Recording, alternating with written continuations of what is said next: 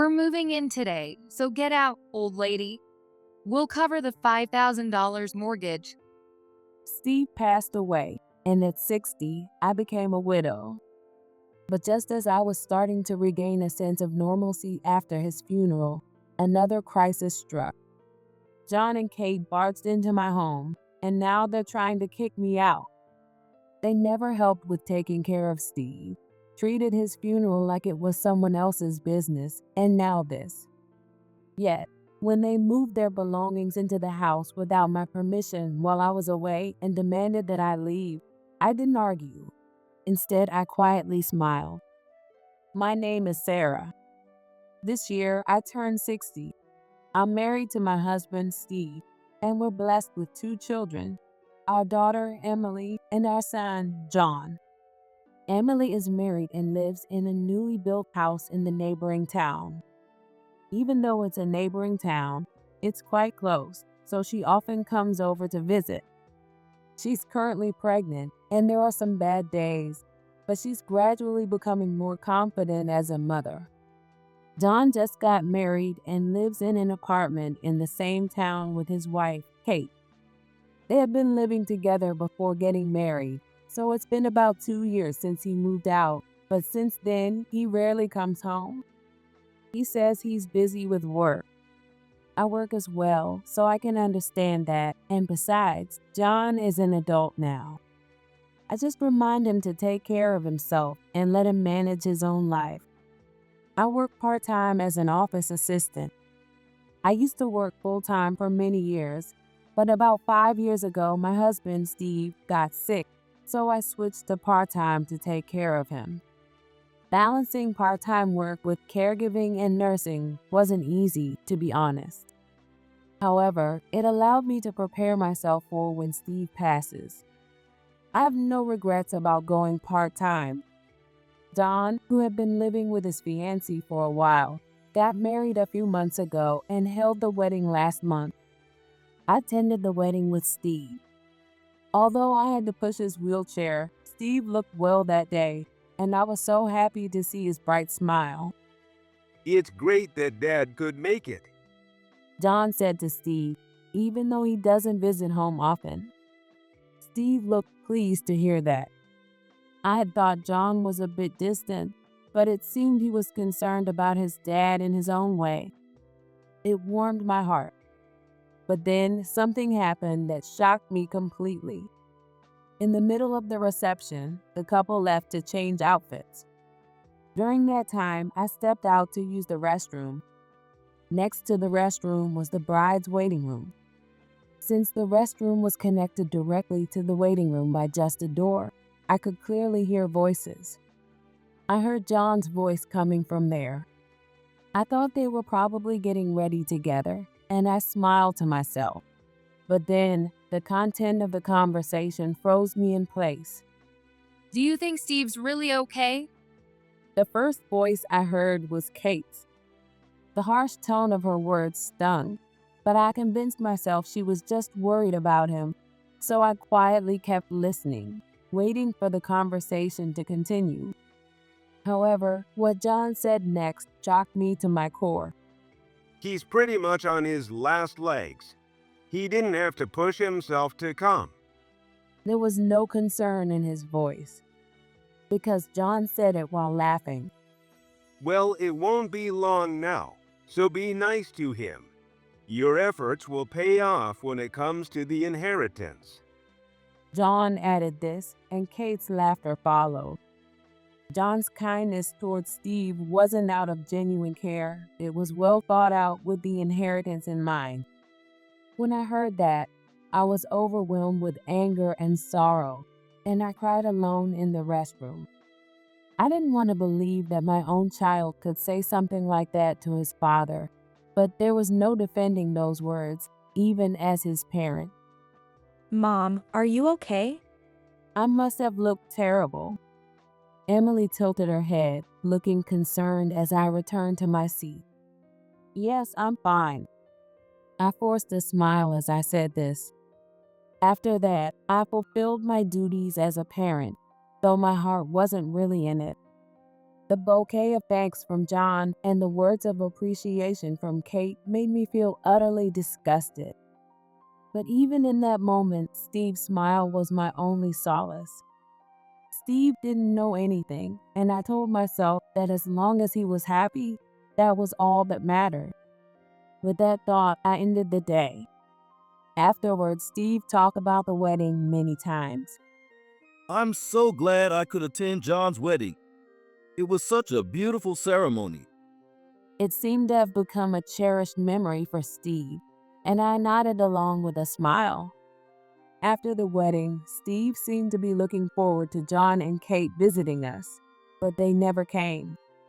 We invited them several times, but their excuse was always that they were too busy with work. Well, I guess it can't be helped. We can't force them. Steve muttered this with a disappointed look. A few months later, the day finally came for Steve to leave us. Once his condition worsened, it happened very quickly, the day after he was readmitted to the hospital. I knew this day would come eventually, but it was so painful that Emily and I cried together. Of course, I contacted John as well. "Your dad's in critical condition, you need to come now." But he didn't show up. I thought maybe he was on his way, but I felt I had to tell him that Steve had passed, so I called him again to let him know. I see. So, what are the time and place for the funeral? Let me know when you find out. John's words were incredibly cold. I felt a surge of anger. "When you find out, that's something the family should discuss and decide together." Yeah, but I can't leave work, so just decide with Emily. Anywhere is fine. John showed no empathy for my anger or sadness, responding even more coldly. He wasn't in a hurry to get here, nor did he have any intention of leaving work. It was heartless, to say the least. But I didn't have the energy to argue. I thought it was pointless because John had probably been waiting for this day. In the end, I handled all the arrangements myself, completely exhausted, both physically and emotionally. I told Emily, who was heavily pregnant, to go home and rest. I returned to our now quiet house with Steve. But even at home, the atmosphere was different, with funeral staff coming in and out. That night, Emily, concerned about me, brought dinner with her husband.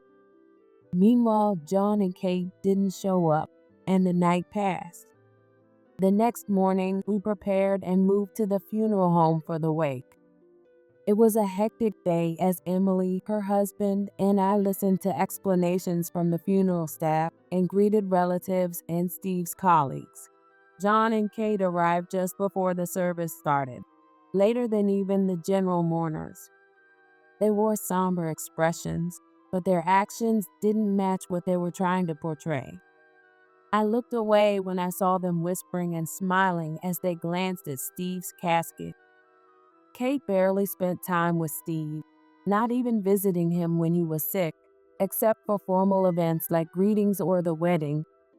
If they had lived far away, I might have understood, but they lived nearby. There was no way Kate could feel any real sorrow. Even John, his own son, wasn't truly grieving. Well, at least now Dad's free from pain, and that's what matters.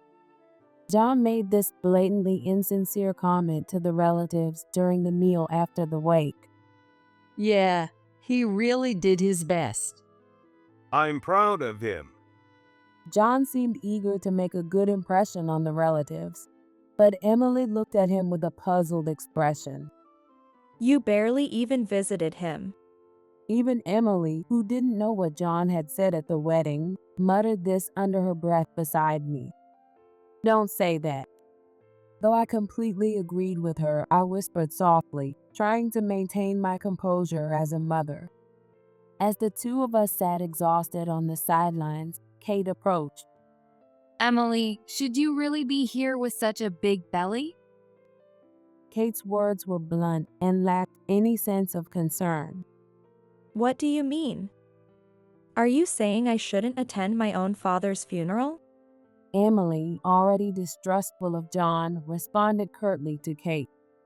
Kate then laughed mockingly and said, Well, pregnant women don't usually come to these things, do they? Makes you wonder if you're just after the inheritance. What? Emily's anger was entirely justified. Even I was shocked by Kate's words. Oh, come on, don't get so mad. I was just joking. Kate giggled. Emily's face turned red with anger, her eyes welling up with tears. Unable to stay silent, I cleared my throat and, holding back my own anger, said to Kate, I guess some people have opinions about pregnant women coming to funerals, but Emily has a mirror tucked in her belly as a protective charm. And unlike you, Emily came here with a pure heart to send her father off. No one has the right to criticize that. My words must have been strong because suddenly we had everyone's attention. Emily looked relieved that I had stood up for her, but John seemed displeased with what I had said. Hey, what are you both saying to Kate? What? You didn't have to be so harsh. All she did was ask if it was okay for a pregnant woman to be here. Seeing that she had everyone's attention, Kate started to fake tears as she said this. Now, Sarah. Let's leave it at that. I know you're sad about Steve's passing, but you shouldn't take it out on Kate. It seemed that everyone only heard what I had said. Kate's awful comments from before were completely ignored, and Emily and I were unfairly blamed. Emily tried to speak up, but I stopped her, not wanting to escalate the situation. You're right. I'm sorry. I'm going to step outside for some fresh air. And with that, I escaped from the room. After that incident at the wake, I felt as though the relatives were keeping their distance from me at the funeral the next day. Meanwhile, Kate, who had garnered sympathy, sat in the family section with a smug attitude. However, despite everything, the funeral proceeded without any major issues. From that point on, I decided to keep my distance from John and Kate. I didn't want to go through something like this again. After the funeral, as life slowly returned to normal, I was shopping with Emily to help her prepare for the baby's arrival. With Steve gone, Emily's upcoming birth was the one thing I looked forward to the most. Since we lived in a rural area, I planned to drive us to a shopping center a bit farther away. To celebrate, I'll get everything you need for the baby, I said, but Emily hesitated. But I'm sure your dad would want to do this for you too, I added, and Emily smiled and thanked me. We spent the day shopping and having lunch, and by evening, I dropped Emily off at home. We managed to get everything we needed, like a stroller and a baby carrier. Now all that's left is to wait eagerly for the baby's arrival. All right then, I'm heading home. Let me know if you need anything, I told Emily, who was still waiting for her husband to come home, before I headed back to my house. But when I arrived home, something felt off. Did I leave the lights on? I mumbled to myself as I noticed the light coming from the living room. As I stepped inside, I heard lively voices coming from within. For a moment, I was confused, but when I recognized John's voice, I felt relieved and walked further into my home. You're here? You should have called, I said as I looked into the living room, but the sight left me speechless. Oh, you're finally here. What's with all these boxes? The living room was filled with boxes, and I couldn't grasp the situation. I voiced my confusion as I took in the scene. Kate smirked and exchanged a look with John. Well, what do you think is going on? Kate chimed in after John's words. We're moving in today, so you can get out, old lady. We'll take over the $5,000 mortgage. What are you saying? I stared in disbelief. John just laughed at Kate's words. What we're saying is exactly what you heard. We're moving in here starting today. John finally added to Kate's statement, but his words made even less sense. Don't be ridiculous. Your father just passed away. So what? That's why we waited until after the funeral, didn't we? Now you can go wherever you want without worry. And don't stress about the mortgage like Kate said, we'll cover it. John is the eldest son, so no one can complain about him getting this house. The mortgage isn't fully paid off, which is annoying, but there's still other inheritance, so we'll let that slide. They explained as if it was a done deal. Their plan was not only to take over Steve's house, but also to kick me out. The mortgage is cheaper than rent, and if we save up and do some renovations, we can make this place livable. Until then, I'll just have to put up with how it is. I realized what was happening and gave up resisting. Fine. Make sure to cover the $50,000 mortgage. I muttered, forcing a smile. What? We need to start the process for transferring the title.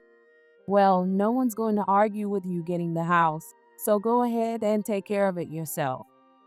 I echoed Kate's words back to them, and their faces turned pale. $50,000? You mean the remaining balance, right? You can check at the bank. Anyway, I'll come back later to get my things. Wait, explain this properly. John yelled, trying to stop me, but I just left the house after saying that. I didn't want to worry Emily, so I spent the night at the only hotel in town. The next day, I contacted the bank immediately. I got all the necessary documents for the title transfer and returned home. As soon as I walked in, John, who had clearly been waiting for me, bombarded me with questions. Hey, you didn't explain enough. What's this about a $50,000 mortgage?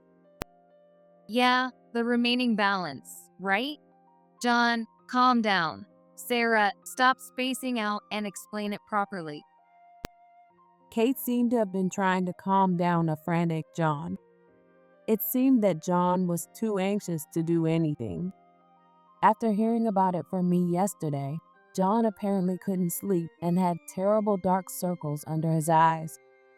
I handed them the documents with a blank expression and said, "The repayment schedule should be in there. Take a look." They hurriedly opened the documents I gave them, and when John saw the repayment schedule, he collapsed to his knees. It really is $50,000 a month. You've got to be kidding me. What? What are we supposed to do? We already gave up our old apartment. With a pale face, Kate snatched the repayment schedule from John. John hung his head. If they couldn't pay the mortgage, they'd lose their place to live. It seemed that this was what John had been worried about. This has to be a mistake. Kate, now red with anger, confronted me, but I hadn't lied about anything. There was no way I could have tampered with the bank's documents. There's no mistake. You can see for yourself that the documents are legitimate. Now, I'll pack my things and leave, so make sure to take care of the title transfer and the repayments.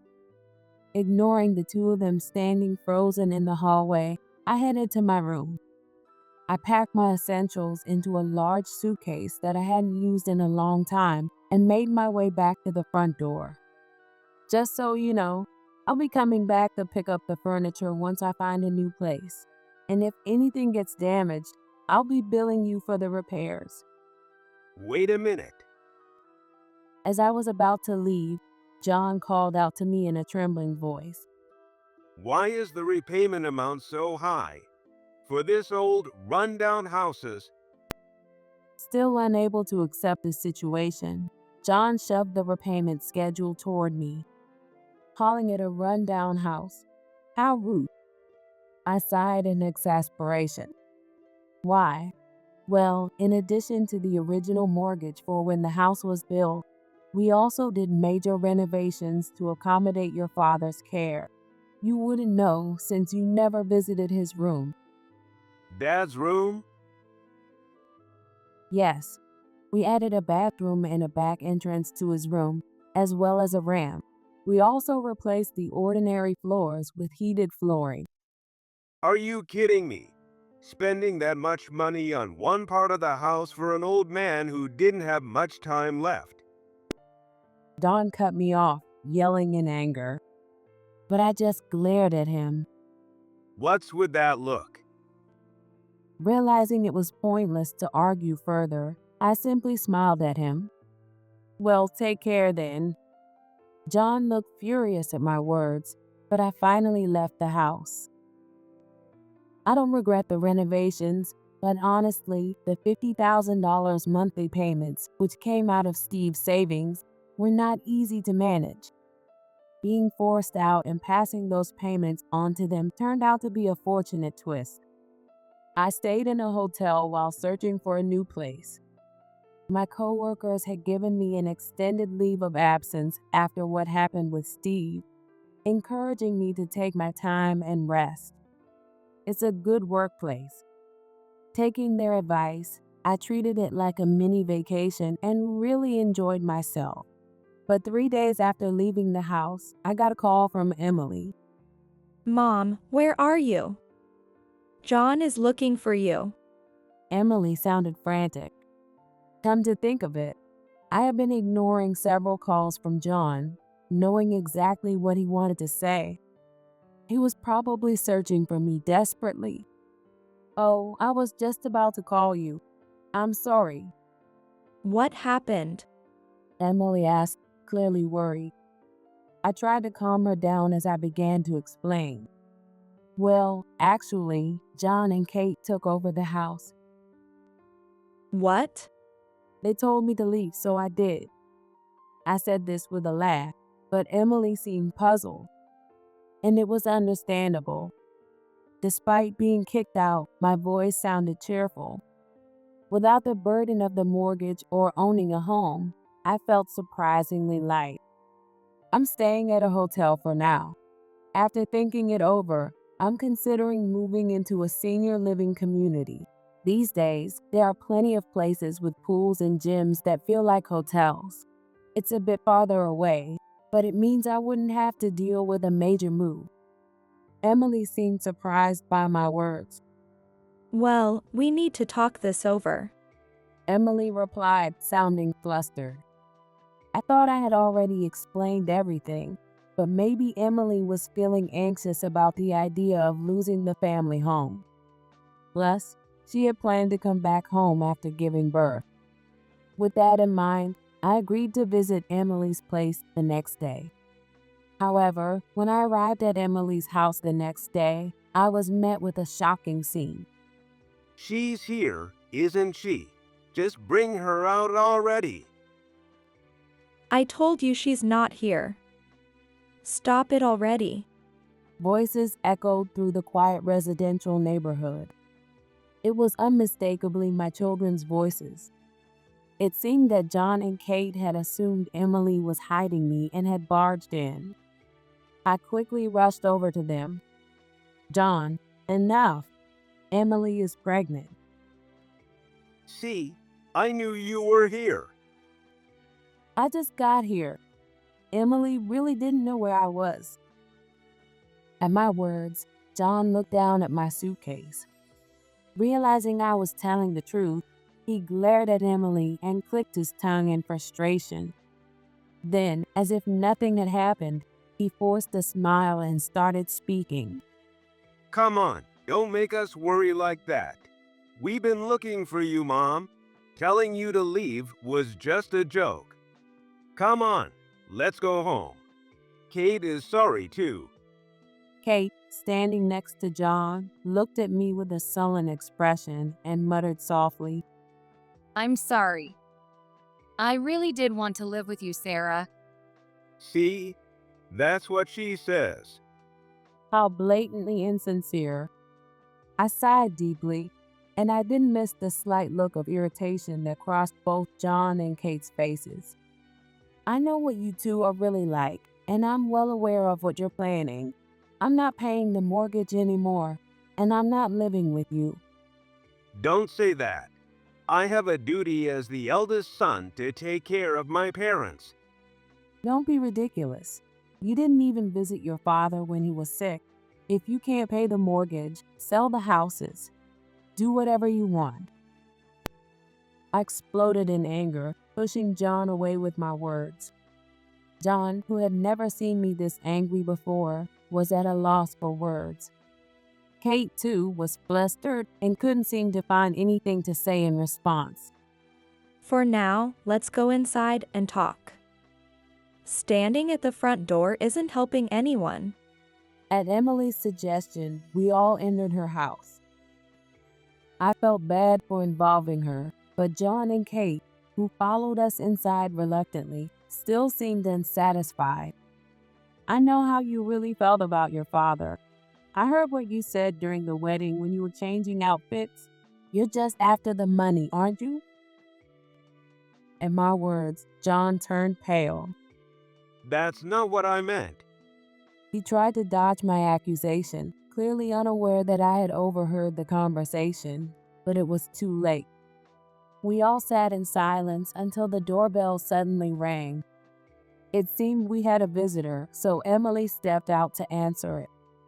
I think it's time we talk about the inheritance, too. With both Emily and John here, it's the perfect time. Let's discuss it today. As I said this, Emily returned to the living room with a visitor. It was an unfamiliar man. But when we saw the lawyer's badge gleaming on his chest, our eyes widened in surprise. Excuse me for interrupting. My name is Michael, and I'm an attorney. I've tried visiting your home several times, but it seems you were out. So I decided to visit your daughter Emily's home instead. You must be Steve's family, correct? He asked, looking at me, likely after confirming with Emily that I was here. Oh, yes. I'm Sarah, Steve's wife. Actually, I'm here because I was entrusted with Steve's will. He requested that I inform the family once the funeral was over and everyone had settled down, so I wanted to get in touch as soon as possible. Since I understand you're about to discuss the inheritance, I'll join you for that conversation. Michael smiled warmly as he spoke. Emily and I were taken aback. We had no idea that Steve had prepared a will. John and Kate's eyes lit up at the mention of the inheritance. Steve didn't know the true nature of John and Kate. The will might state that everything should be divided equally. While that wouldn't sit well with me, if it was Steve's wish, I'd have to accept it. I waited for Michael to speak. He slowly began to read the will. First, the cash, securities, and other assets are to be used as retirement funds for Sarah and for Emily's childbirth and child-rearing expenses. And what about me? The rest is to be left to John. Michael said, smiling again. The rest. Steve had everything well organized. What remains is some cash, stocks, and the house. At Michael's words, John and Kate exchanged glances. It seemed that Steve originally intended to leave the house to John. I was relieved to think that I'd be free from the burden of the mortgage and owning the house. But as I began to feel sorry that Steve, without knowing anything, had planned to leave the house to John, Michael spoke up again. However, as a condition for John to inherit the house, he must also take on the remaining mortgage balance of $100,000, which is currently in Sarah's name. What? Emily and I looked up in surprise, while John and Kate stared in disbelief. Steve expressed his wish for Sarah, who cared for him, and Emily, who visited often, to use this money to live happily. He also believed that it would be better for John to take over the remaining mortgage and inherit the house rather than building a new one. Wait a minute. There's no way I can pay $50,000 a month. If that's your concern, rest assured. I'm sure you can negotiate new repayment terms. Despite Michael's reassuring smile, John turned pale. We won't even get to build our own dream home, and we'll be stuck paying off a mortgage on that heavily modified, elderly care-like house. Kate said this, looking equally pale. I thought it was rude to call it a modified house, but seeing the look of despair on their faces gave me a deep sense of satisfaction, and I felt no need to say anything further. These were Steve's wishes. So, you're saying we won't get a single penny? Everything is as I have already explained. Kate, on the other hand, kept asking Michael the same question over and over, clearly flustered. Beside her, John had a look of utter despair on his face. Michael, being the professional lawyer he was, calmly smiled and handled the situation without showing any reaction. Watching this unfold, I finally felt a sense of relief at being freed from John and Kate, and a small smile crept onto my face. There's no way we can be happy living in that dump of a house. After that, Kate berated John endlessly and eventually left him. Their love, which had blossomed during cohabitation and led to marriage, quickly fell apart once the money ran out. John was now burdened with a house and debt that were far from what he had hoped for. There's no telling when another renovation might happen. Clearly, Kate's love wasn't strong enough to endure a life in that house with John. John now lives alone in that house, paying off the reduced mortgage while leading a lonely existence. As for me, I've applied to move into a senior living community. I'm really looking forward to living in a place that's more like a hotel, complete with a pool and gym. However, since the move-in age is 70 and I'm not quite there yet, I was unsure of what to do until Emily offered to let me live with her. The baby will be so happy to have Grandma around. She said, rubbing her large belly, which made me smile. I might end up canceling my senior living plans once I turn 70 because I won't want to leave my grandchild. The future is uncertain. But as Steve wished, I plan to keep living my life without despair, finding my own happiness in this world without him.